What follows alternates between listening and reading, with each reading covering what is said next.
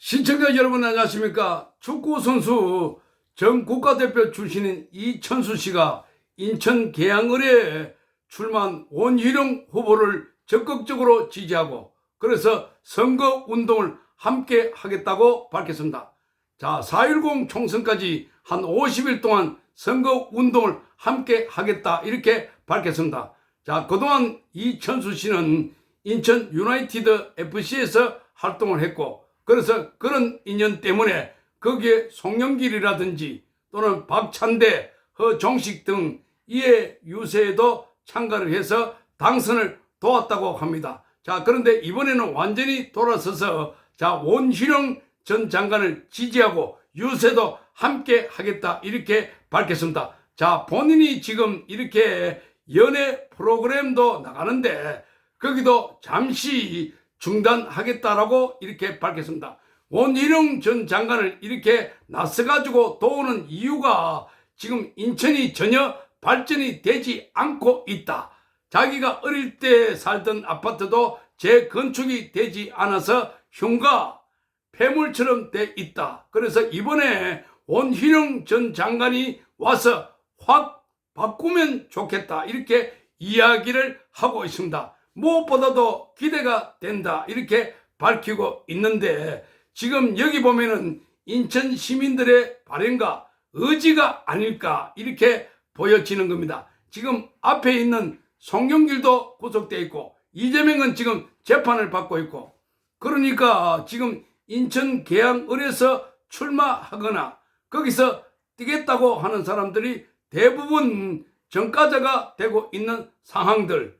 자, 여기 보면은 인천 출신의 또는 계양을에 있는 사람들도 지금 다 돌아서고 있다 하는 것을 잘 알 수가 있는 대목이 아닐까 이렇게 보여지는 겁니다. 그래서 최근에 축구와 관련해서 이강인이라든지 또는 차범근 전 감독까지 많이 욕을 먹고 있는 상황에서 모처럼 이 이천수에 대해서 자, 아주 잘하고 있다 하는 응원과 함께 격려의 댓글들이 쏟아져 나오고 있습니다. 자, 이천수가 잘 탈출했다. 이게 지금 인천 시민들의 여론이다라는 이러한 댓글들이 이어지고 있습니다.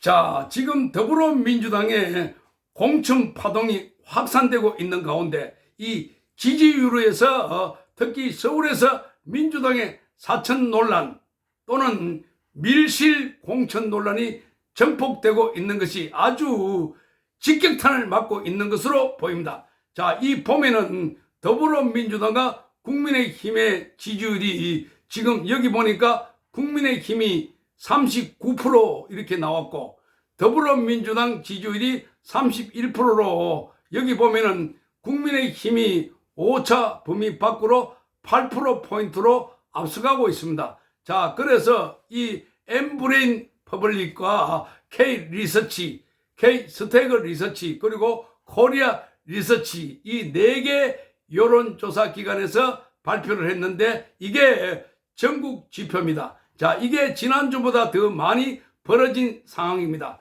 그런데 서울에는 격차가 더 심합니다. 자, 서울에 보면은 국민의힘은 39% 이렇게 나왔고 더불어민주당은 27%로 떨어져 있습니다. 자, 무려 12%포인트로 차이가 납니다.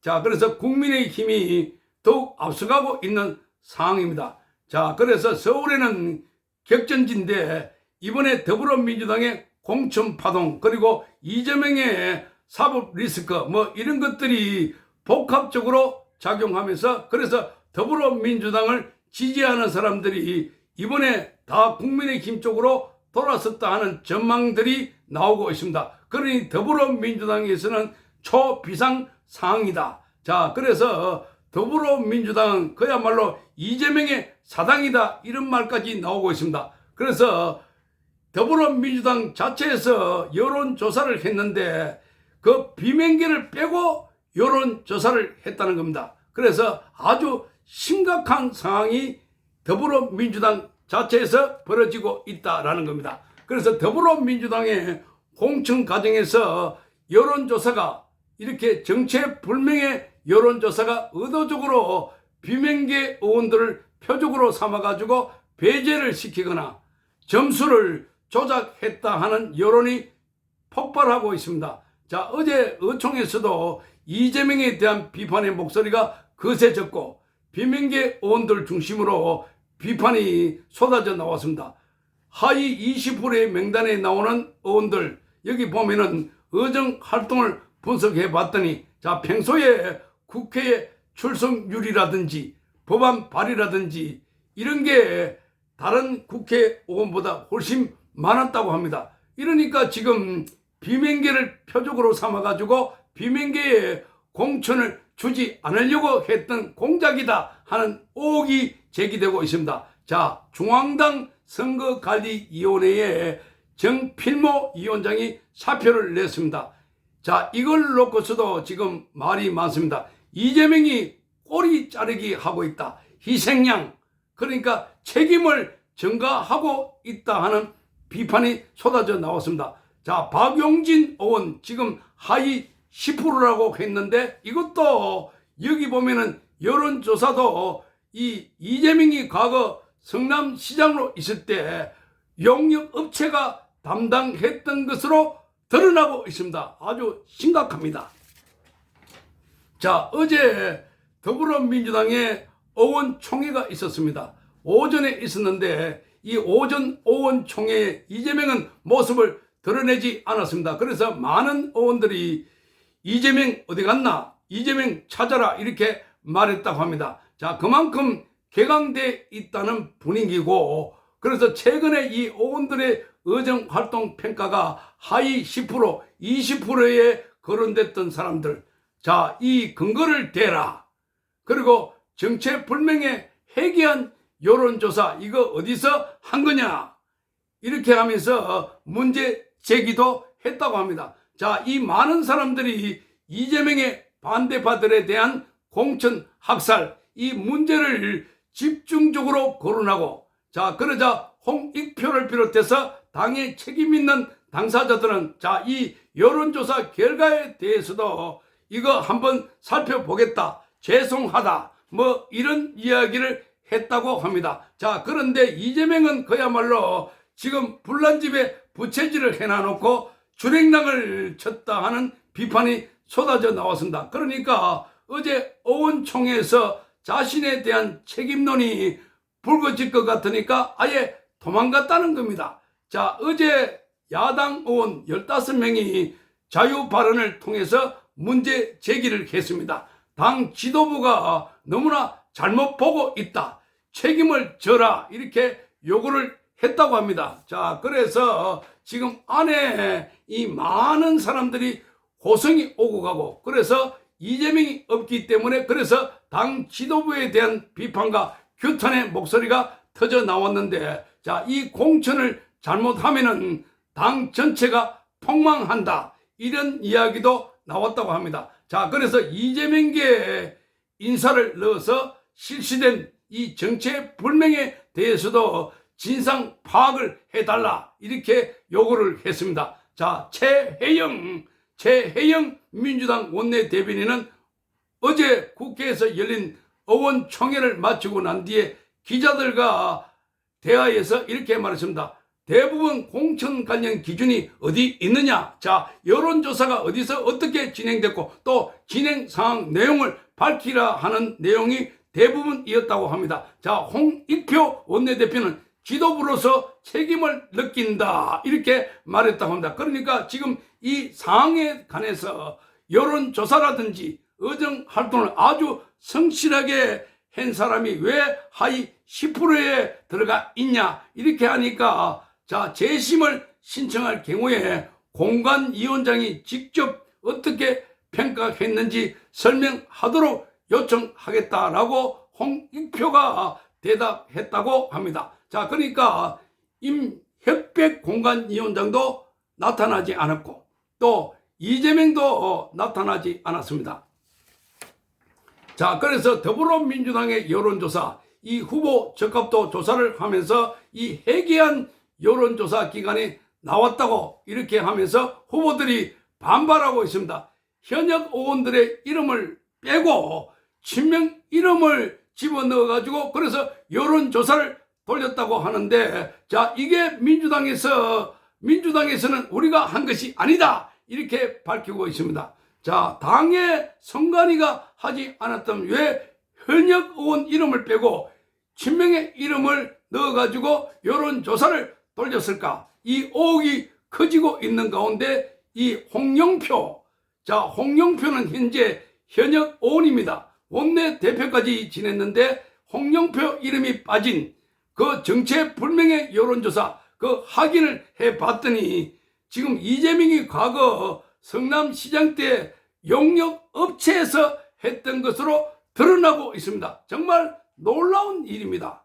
충격적입니다. 이 용역업체 대표는 과거에 이 여론조사할 때 거기에 개인 정보를 유출시켜가지고 징역 10개월에 집행유예 2년 실형을 선고받기도 했습니다. 자, 이러니 지금 여기에 이재명계가 비선이 났어가지고 자, 이런 해괴한 여론조사를 하고 있다는 비판이 쏟아져 나오고 있습니다. 자, 지난 17일 날 이인영 서울구로갑, 홍영표 인천 부평을, 송갑석 광주 서갑 이 세 사람의 지역구에서 이루어진 여론조사였는데 중앙여론조사심의위원회에 등록되지 않는 그런 여론조사 업체 이름으로 시행된 적합도 그리고 가상 대결조사에서 해당 지역의 현역 의원의 이름이 빠졌습니다. 자, 대신에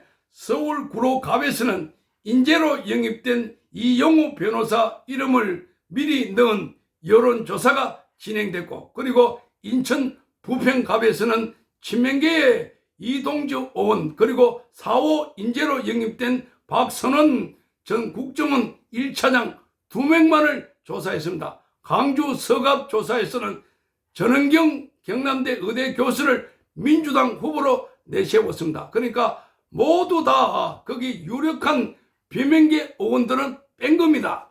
자, 이게 심각하다는 겁니다.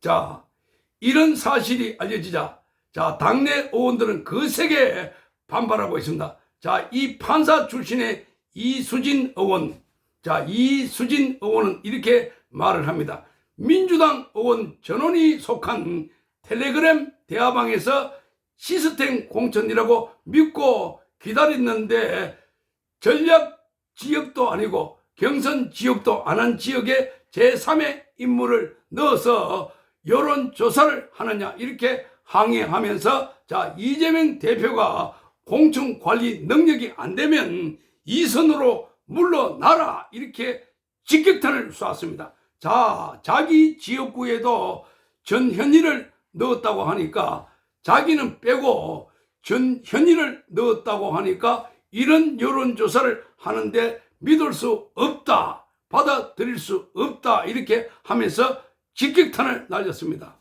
자, 민주당이 그야말로 시끄럽습니다.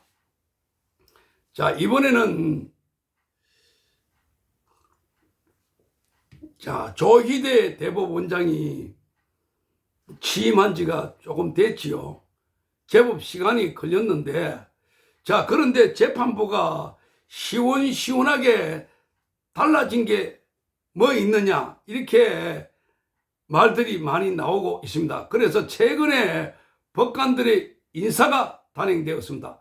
그렇기 때문에 이재명에 대한 구속 압박이 커져가고 있습니다. 그래서 법꾸라지 이재명은 자, 본인이 변호사이기 때문에 법을 잘 피해가지고 요리조리 피해가면서 지금까지는 구속을 피해왔는데 이에 대해서 조희대 대법원장이 이번 인사를 통해서 이재명을 잡기 위한 3가지 장치를 마련했다 하는 분석이 나오고 있습니다. 우선 이재명과 관련해서 직접적으로 이하영 전 경기부지사의 상방울 대북 송금과 관련해서 여기에 재판부를 교체하지 않고 이미 교체 시기가 됐는데 그대로 유임시켰다는 겁니다. 자, 그래서 이렇게 되면 이하영의 재판이 4월 총선 전에 결과가 나올 수 있다 하는 관측이 나옵니다. 자, 그렇게 되면 이재명 관련해서 이하영이 유죄가 되면은 이재명도 추가로 뇌물 혐의로 기소가 될 수 있다 하는 평가가 나왔습니다. 자, 그래서 이하영이 쌍방울에다가 부탁했던 800만 달러, 우리 돈으로 100억 정도 되는데, 이게 이제 결국에는 이재명에게 혜택이 돌아가는 거기 때문에, 그래서 이재명의 뇌물 혐의가 될 수가 있다는 것이고, 또 하나는 지금 이재명의 선거법과 관련해서 지금 국제인권법 연구회 소속의 판사가 배정됐습니다. 자, 이거를 놓고 많은 사람들이 우려를 하고 있고, 자, 이재명이 운이 좋다 이렇게 이야기를 하고 있는데, 그게 아니라 여기에는 조희대 대법원장의 무슨 장치가 있다는 겁니다. 자, 말하자면은 이재명의 선거법 위반 관련해서는 너무나 분명하기 때문에 그 어떤 판사가 오더라도 여기는 유죄가 나올 수밖에 없다는 겁니다. 자, 김문기를 몰랐다. 그리고 백현동 개발 관련해서 박근혜 정부에 국토부가 압박을 행사했다라고 이재명 측에서 주장했는데, 이게 다 거짓말로 드러났기 때문에, 그래서 자, 이 부분에 유죄 판결이 나더라도 국제인권법 연구회 소속의 판사라 하더라도, 그래서 어쩔 수 없이 유죄 판결을 내려도 더불어민주당에서 더 이상 공격을 하기 어렵게 돼 있다는 겁니다. 또 하나, 영장실질심사 판사, 그 지금까지는 3명이 있었는데 그 3명이 교체가 됐습니다. 유창훈 판사 포함해가지고 윤재남 등등해서 3사람이 있었는데 이 모두를 교체를 했습니다.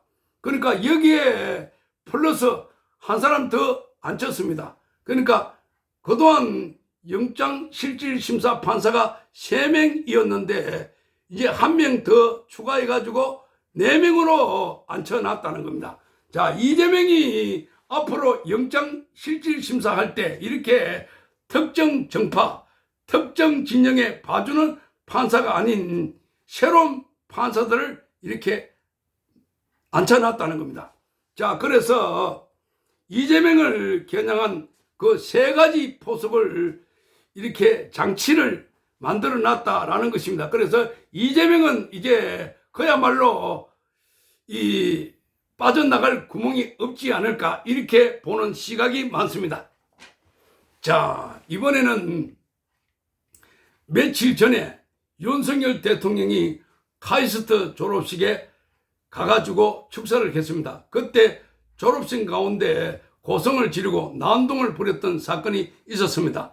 자, 윤석열 대통령에게 R&D 예산을 복구하라라고 하면서 고성을 지르고 난동을 부리다가 경호원들에게 끌려나간 사건이 있었습니다. 자, 이 사람은 바로 신민기 녹색정의당의 대전시당 대변인이었습니다.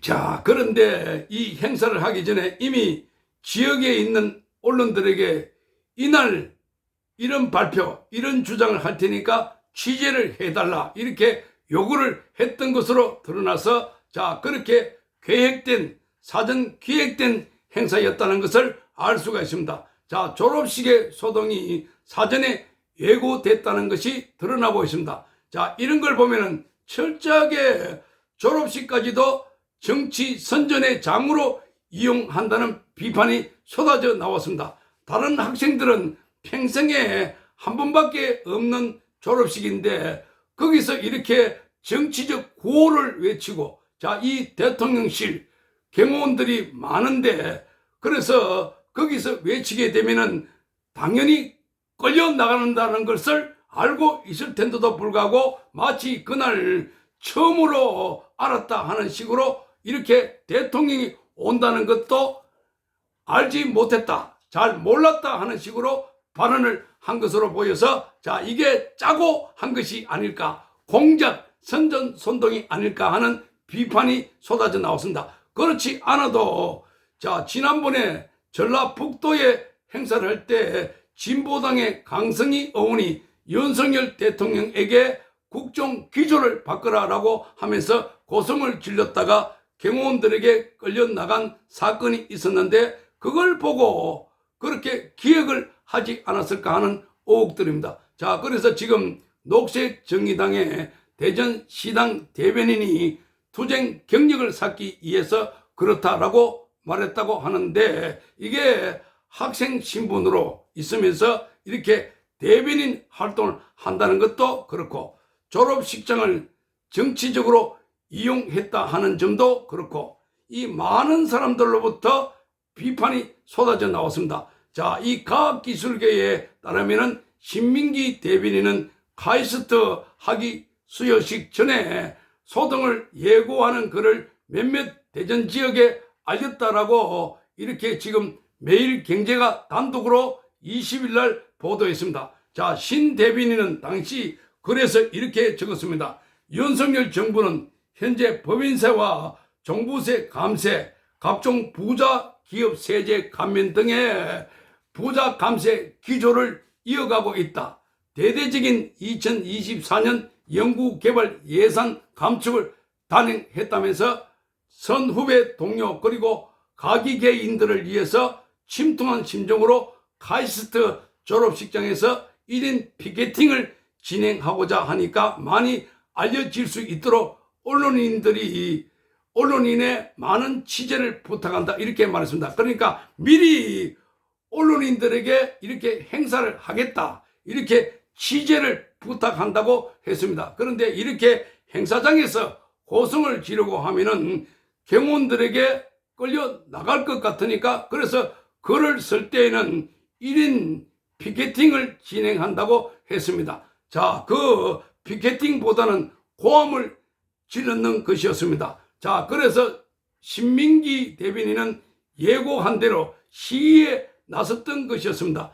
윤석열 대통령이 축사 중에 과학강국으로의 퀀텀 점프를 위해서 연구개발 예산을 대폭 확대하겠다 이렇게 윤석열 대통령이 발언한 순간에 생색 내지 말고 R&D 연구개발 예산을 복구하십시오라고 이렇게 고함을 질렀던 것이었습니다. 자, 그래서 졸업식 현장에 있던 이 경호원들에 의해서 자, 신민기 대변인의 입을 막았고 자, 경호원들이 신민기 대변인의 입을 막았고 그리고 팔과 다리를 들어서 졸업식장 밖으로 끌고 나갔던 것이었습니다.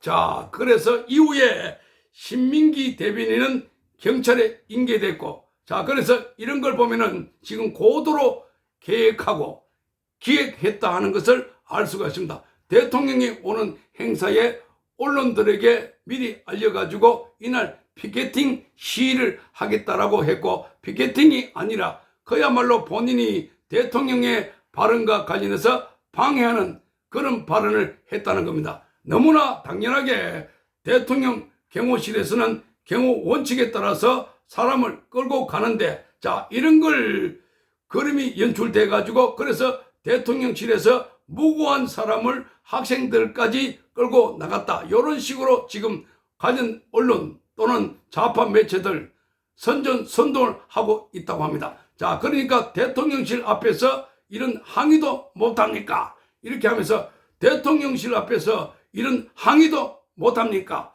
그게 입을 틀어막고 사지를 들어서 밖으로 끌어낼 일이가 이렇게 말을 하고 있습니다. 아니, 대통령실은 대한민국의 제1호 경호 대상입니다. 자, 거기에 발언을 하는 것, 행동을 하는 것, 거기 예고 없는 것을 할 때에는 경호원들은 적극적으로 경호 수칙에 따라서 움직이는데 이런 걸 가지고 지금 윤석열 대통령을 공격하는 자, 대통령실 경호뿐만 아니라 대통령의 아주 부정적인 이미지를 덮어 씌우는 이런 작업을 한 것 아닐까 하는 의혹들입니다. 자, 그래서 야당은 이번 사건을 현 정부에 대한 공세에 활용하고 있습니다. 신민기 대변인은 소동을 부린 당일 여러 매체와 인터뷰를 진행한 데 이어서 기자회견을 통해서 윤석열 대통령에 대한 사과를 촉구하고 있습니다.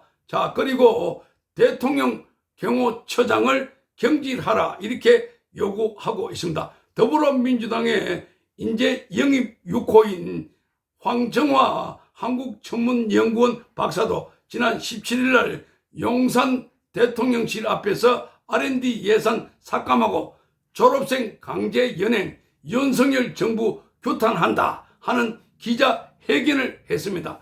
조성래 민주당 의원도 성명을 내고 사과를 요구했습니다. 그러니까 지금 이 카이스트의 학생들, 재학생들, 졸업생들 해서 한 10여 명도 대통령실 앞에 와가지고 이렇게 시위를 했다. 그러니까 어떻게 보면은 대통령실에서 경호처에서 이렇게 강제로 인계해서 밖으로 들어 나가도록 유도를 하고 그렇게 해서 기자회견을 해가지고 또 대통령에게 공격을 하는, 마치 윤석열 대통령이 큰 독재 정치를 하는 것처럼 이렇게 몰아세우고 있는 것 아닐까 하는 겁니다. 자, 그래서 그런데 신민기는 여러 언론 매체를 통해서 카이스트 행사에 대통령이 참석하는 것을 몰랐다는 취지로 발언했다고 매일경제는 보도했습니다. 그러나 대통령이 참석하는 행사는 참석자들의 신원 조회를 진행하고 여기에 대해서 동의를 참석자들에게 구한다는 점을 감안할 때 신 대변인이 윤석열 대통령의 카이스트 학위 수여식 참석을 몰랐을 리가 없다, 이렇게 대학은 보고 있습니다. 그러니까 그날 행사에서 대통령이 오니까 이러한 행동은 안 됩니다 라고 미리 고지를 하고 대통령이 행사에 오기 때문에 경호상 학생들에게 행동에 제약이 있을 수 있습니다, 요런 걸 고지하고 그렇게 해서 학생들에게 알렸다는 겁니다. 그런데 마치 밖에서는 전혀 몰랐다는 식으로 대통령이 올 줄 몰랐다, 이런 식으로 마치 돌발 상황이 벌어졌고 본인도 대통령이 온 김에 그래서 R&D 예산을 복구하라 이렇게 주장했다는 식으로 이렇게 발언한 걸로 보입니다. 자, 그래서 한 화학계 관계자는 지난달에 진보당의 강성희 의원이 경호처 요원들에 의해서 밖으로 끌려 나갔다는 점을 고려할 때, 자, 이 신민기도 이 시위를 하게 되면 끌려 나갈 수 있다는 점을 생각했을 수 있었다. 학생들을 위한 졸업식에 정치 논리가 개입해서 졸업식의 진정한 취지가 퇴색했다 하는 비판이 제기되고 있습니다. 그래서 지금 이런 걸 보면 쫓겨나갈 수 있다는 걸 몰랐을 리가 없을 뿐만 아니라 여기 보면은 대통령 경호실은 너무나 당연하게 그런 조치를 할 텐데 요걸 노리고 했다는 점에서 이게 또한 공작이 아닐까. 자, 최근에 김건희 여사의 몰래 카메라를 가지고 가방을 주고 찍어 와가지고 하는 것, 요런 행태와 비슷한 행태가 아닐까. 지금 이런 걸 보면 선거를 앞두고 계속해서 야권에서 대통령 또는 대통령실에 아주 부정적인 이미지를 입혀가지고 선거에 영향을 미치려고 하는 것 아니었을까, 이렇게 보입니다. 자, 신 대변인은 카이스트 전산학부 석사를 지난해 8월 달에 마쳤다고 합니다. 자, 이 카이스트 관계자는 8월에 졸업식을 크게 안 해서 그때 졸업자들도 연초 졸업식에 같이 참여하기로 했다, 이렇게 말했습니다. 자, 이 신민기는 2022년 대선 직후에 정의당에 입당해서 지난해 말부터 대전시당 대변인으로 활동하고 있습니다. 그러니까 지금 사회 곳곳에서 지금 대통령 경호에도 위협을 받고 있고, 자, 그리고 이런 상황을 연출해가지고 결국은 대통령실을 공격하게 되고 또 돌아오는 총선에 악용하려고 하는 것 아니었을까. 자, 이런 걸 보면 정말 심각한 상황이다 하는 것을 알 수가 있습니다. 자, 이 좌파들은 하나하나 기획하고 공작하고 그래서 미리 짜놓고 이런 일을 한다 하는 비판이 쏟아지고 있는데 굉장히 조심하고 긴장을 늦추지 말아야 할 것 같습니다. 그러니까 선거 한 50일 남았는데 50일 남았는데 이 50일 동안에 무슨 일이 벌어질지 모른다는 점에서 정말 긴장을 늦추지 말아야 할 것 같습니다. 시청해 주셔서 감사합니다.